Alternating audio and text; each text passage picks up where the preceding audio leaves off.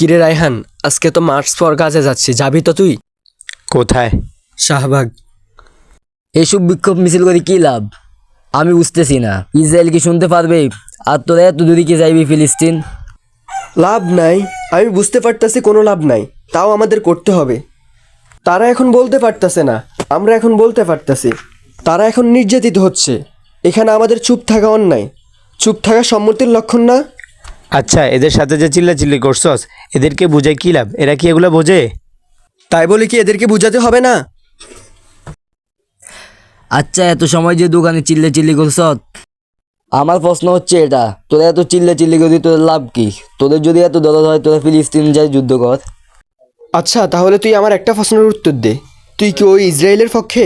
আরে না, তুই কি বলস? আমি হচ্ছি পাওয়ারফুল মুসলিম, আমি কেন ইসরায়েলের পক্ষে যাব? আমি হচ্ছি ফিলিস্তিনের পক্ষে। ও আচ্ছা আচ্ছা, তুই যে বললে তুই পাওয়ারফুল মুসলিম, তাহলে তুই কেমনে পাওয়ারফুল মুসলিম হলি আমাকে একটু বুঝা। কই, আমি তো ফিলিস্তিনের পক্ষে সব বলছি।